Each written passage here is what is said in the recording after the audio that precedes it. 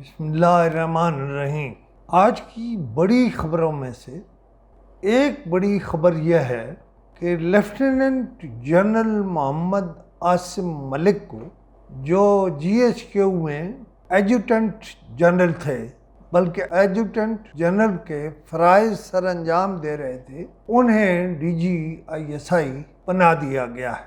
General Nadeem انجم نے شاید 6 اکتوبر 2021 کو DGISI کی ذمہ داری سنبھالی تھی۔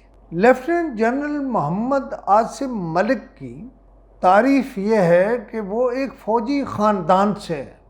وہ جنرل GM ملک کے فرزند ہیں اور فوجی خاندان، فوجی بیک گراؤنڈ، سب کچھ ان کا نون ہے۔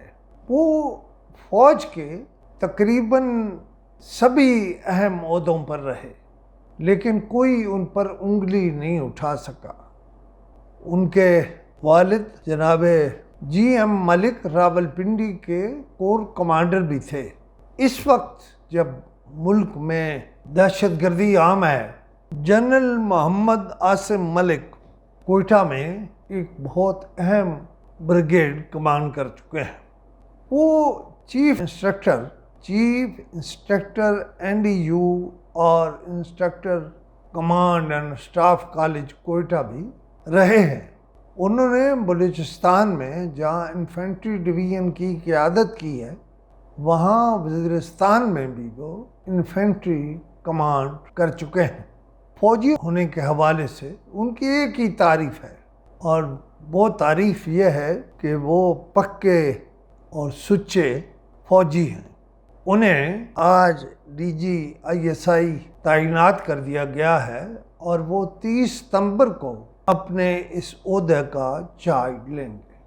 مجھے یقین ہے کہ جنرل عاصم ملک اس ISI کی کمانڈ کرتے ہوئے بھی ان سب باتوں کا خیال رکھتے ہیں جن کا ایک پکا اور سچا فوجی اپنی کمانڈ کے دوران بہت خیال رکھتا ہے۔ یہ کوئی پہلا ویلاگ نہیں جو میں اس پر کر رہا ہوں۔ انشاءاللہ ان کے بارے میں اور بھی بہت سے ویلاگ کروں گا، تاکہ ISI کی کمانڈ اب جس شخص کے پاس آئی ہے، یعنی عاصم ملک صاحب کے پاس، وہ مجھے یہ حوصلہ دیتی ہے کہ میں موجودہ حالات پر انہیں ملک کی بہتری کے لیے جو مشورے دے سکتا ہوں وہ دوں۔ خدا حافظ۔